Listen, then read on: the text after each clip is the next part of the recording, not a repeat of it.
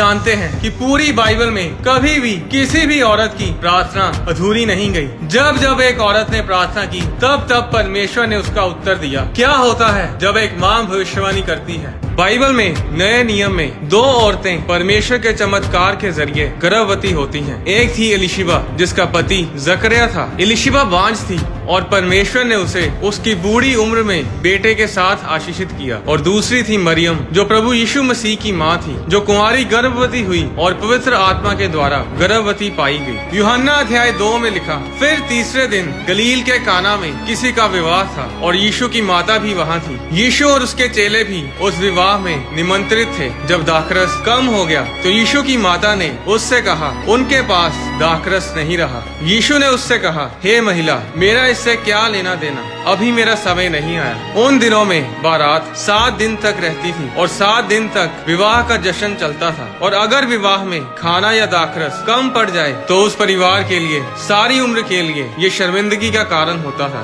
और इसीलिए यीशु की माता मरियम यीशु के पास आकर ये कहती है कि उनके पास दाखरस खत्म हो गया है, कुछ करो। और यीशु मसीह कहते हैं कि माँ, मेरा इससे क्या लेना देना, अभी मेरा समय नहीं आया। पर यूहन्ना अध्याय 2 की 5 आयत में मरियम ने सेवकों से कहा, जो कुछ यीशु तुमसे कहे वही करना। 7 आयत में लिखा, यीशु ने सेवकों से कहा, मटकों में पानी भर दो। उन्होंने उन्हें मुँहा मुँह भर दिया। तब यीशु ने उनसे कहा, अब निकाल कर भोज के प्रधान के पास ले जाओ। और वे ले गए। जब भोज के प्रधान ने वह पानी चखा जो दाखरस बन गया था और ना जानते थे कि वह कहाँ से आया है, परंतु जिन सेवकों ने पानी निकाला था वे जानते थे, तो भोज के प्रधान ने दूल्हे को बुलाकर उससे कहा, हर एक मनुष्य पहले अच्छा दाखरस देता है और जब लोग पीकर छक जाते हैं तब मध्यम देता है, परंतु तूने अच्छा दाखरस अब तक रख छोड़ा है। यीशु ने गलील के काना में अपना ये पहला चिन्ह दिखाकर अपनी महिमा प्रकट की और उसके चेलों ने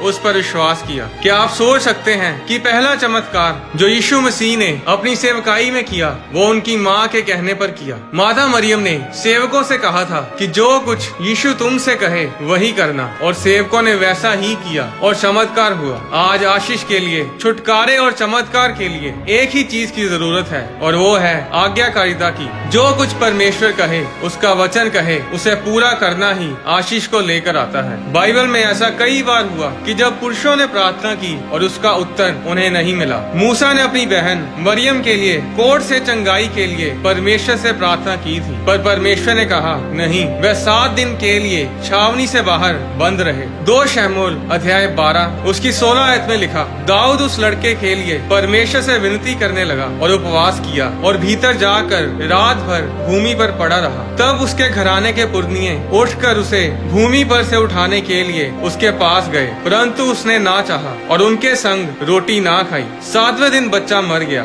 जब राजा दाऊद ने अपने बेटे के लिए प्रार्थना की थी जो बैतशेबा से पैदा हुआ था, तो उसकी प्रार्थना सुनी नहीं गई, बल्कि वो बच्चा 7 दिनों में मर गया। पूरी बाइबल में ऐसा कभी नहीं हुआ कि परमेश्वर ने किसी औरत की प्रार्थना ना सुनी हो। जब जब एक औरत ने प्रार्थना की तब तब परमेश्वर ने उसकी प्रार्थना का उत्तर दिया। 1 शमूएल अध्याय 1 में हन्ना ने जब बेटे की आशीष के लिए प्रार्थना की तो परमेश्वर ने उसे बेटे के साथ आशीषित किया। उत्पत्ति अध्याय 30 उसकी 22 आयत में परमेश्वर ने राहेल को बेटे के साथ आशीषित किया। उत्पत्ति अध्याय 21 में लिखा, यहोवा ने जैसा कहा था वैसा ही सारा की सुधि लेके उसके साथ अपने वचन के अनुसार किया। सारा अब्राहम से गर्भवती हुई और उसके बुढ़ापे में उसी नियुक्त समय पर जो परमेश्वर ने उससे ठहराया था एक पुत्र उत्पन्न हुआ। अब्राहम ने अपने उस पुत्र का नाम जो सारा से उत्पन्न हुआ था इसहाक रखा। लूका अध्याय 1 उसकी 24 आयत में लिखा, इन दिनों के बाद जकरिया की पत्नी एलिशिबा गर्भवती हुई और 5 महीने तक अपने आप को ये कह के छिपाए रखा,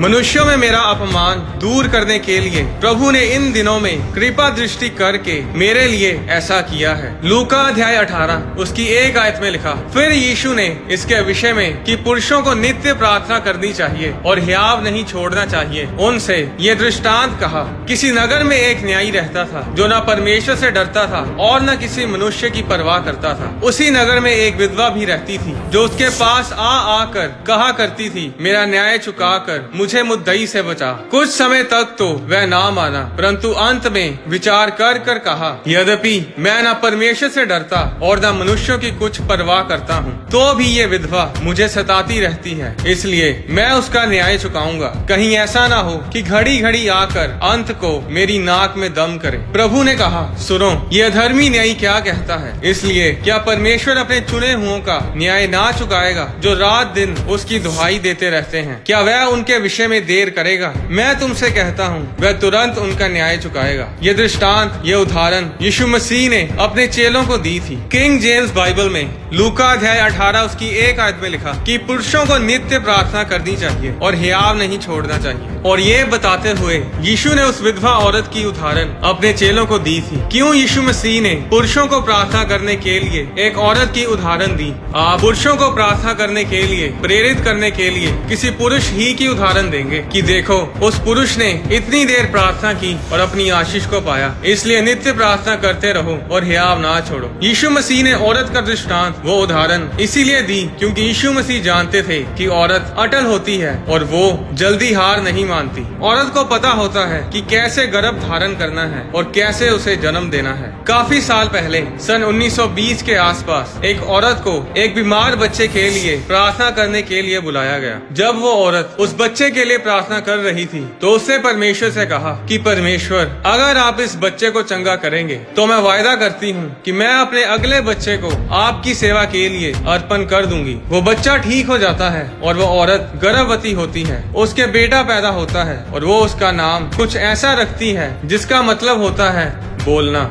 जब वो बच्चा बड़ा होता है तो पता चलता है कि वो हकलाता है। वो बात नहीं कर पाता था। स्कूल में बच्चे उसका मजाक उड़ाते थे और हर समय जब वो बच्चा हकलाता था उसकी माँ बोलती थी कि तुम एक दिन प्रचार करोगे। 15 साल की उम्र में वो बच्चा घर से भाग जाता है। 17 साल की उम्र में वो घर वापस आता है और एक दिन बास्केटबॉल खेलते समय बेहोश होकर गिर जाता है। डॉक्टर ने बताया कि उसे टीबी है। उस समय टीबी का कोई इलाज नहीं था। टीबी के इलाज की खोज सन 1944 के बाद जाकर हुई है। वो बच्चा हकलाता था और अब टीबी से मरने वाला था। 160 दिनों से भी ज्यादा वो बिस्तर पर रहा और उसकी माँ यही बोलती रही कि बेटे, किसी न किसी दिन परमेश्वर तुझे छुएंगे और तू भविष्यवाणी करेगा, तू प्रचार करेगा, क्योंकि तेरे पैदा होने से कहीं पहले मैंने तुझे परमेश्वर की सेवा के लिए अर्पण कर दिया था। एक दिन उनके घर के पास एक प्रार्थना सभा होती है। वो औरत अपने बेटे को ट्रक में डालकर उस मीटिंग में लेकर जाती है। जब परमेश्वर के दास ने उस बच्चे पर प्रार्थना की तो उसी समय वो टीबी से चंगा हो गया और परमेश्वर ने उसके हकलाने की समस्या को भी चंगा किया। उस समय वो 17 साल का था। वो जो टीबी से मरने वाला था 90 साल से भी ज्यादा जिया। वो इंसान जिसकी माँ ने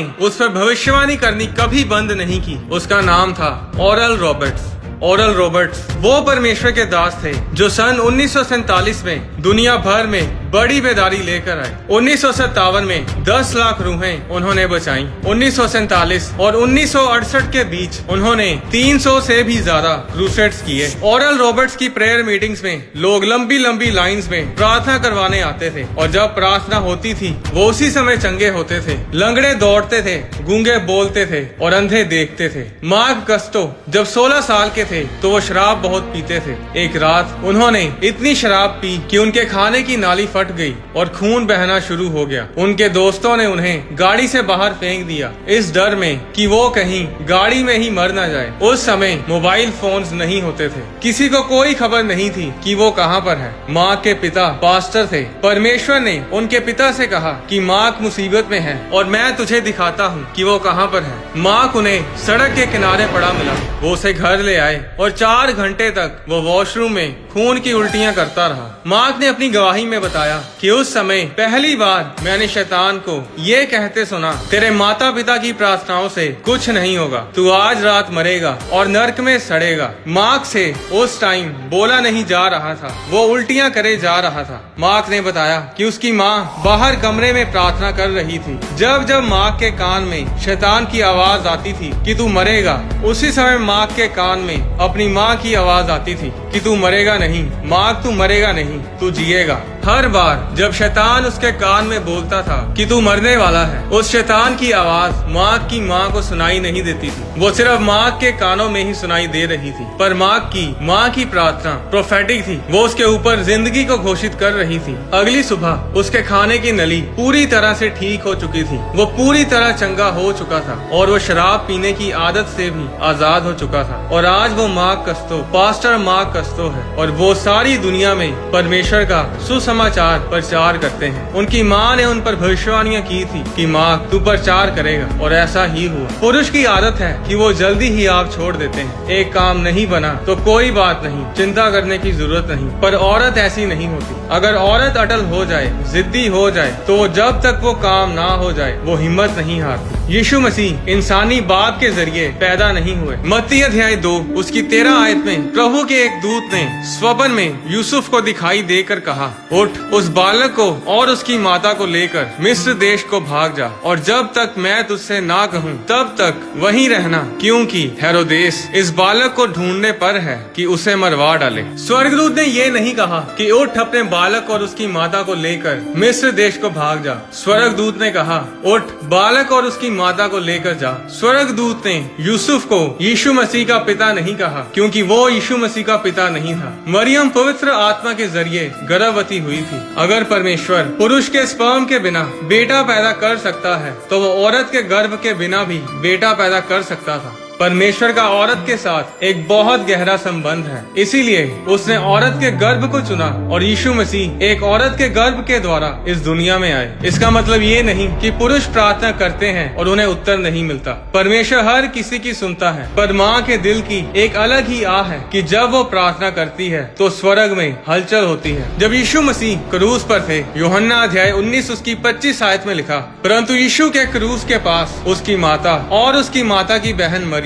क्लोपास की पत्नी और मरियम मगदलीनी खड़ी थी। यीशु ने अपनी माता और उस चेले को जिससे वह प्रेम रखता था पास खड़े देखकर अपनी माता से कहा, हे नारी, देख, ये तेरा पुत्र है। तब उस चेले से कहा, ये तेरी माता है, और उसी समय से वह चेला उसे अपने घर ले गया। जब वो क्रूस पर मर रहा था, दर्द से तड़प रहा था, उस समय भी वो अपनी माँ के बारे सोच रहा था। परमेश्वर आपके आंसुओं की कीमत को जानता है, आपके दर्द, आपकी तकलीफों को वो जानता है। जब उसके कोड़े पड़ रहे थे, वो दर्द से चिल्ला रहा था, उसका खून बह रहा था। आप नहीं जानते कि परमेश्वर आपसे कितना प्रेम करता है। आज कोई इंसान अपने बेटे को किसी मासूम के लिए कुर्बान नहीं करता, और परमेश्वर ने अपने इकलौते बेटे को हम पापियों के लिए कुर्बान किया, ताकि हम नाश ना हो बल्कि बचाए जाएं, अनंत जीवन पाएं। हम सब के लिए परमेश्वर की योजनाएं बहुत बड़ी हैं। जो औरतें, जो माँ अपने बच्चों के लिए, अपने पति, अपने परिवार के लिए प्रार्थना कर रही हैं, मैं आपको बताना चाहता हूँ कि ऐसी प्रार्थनाएं ना करें कि हाय प्लीज परमेश्वर, क्या तू मेरे बेटे को बचाएगा,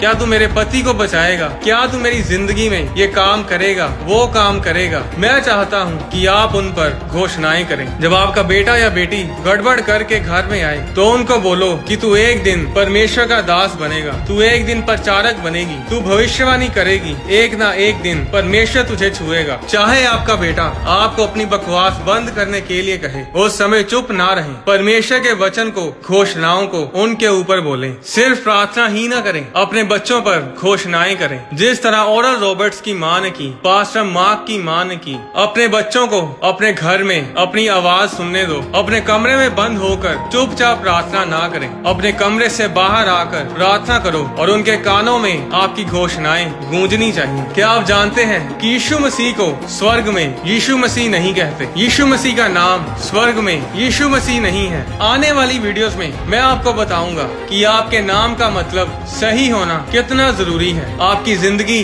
आपके नाम के ऊपर निर्भर करती है। सांप ने हवा के साथ बात कैसे की थी? क्या सांप पहले बोलता था? क्या स्वर्गदूत इंसानों की तरह धरती पर रहते हैं? परमेश्वर आपको आशीष दे।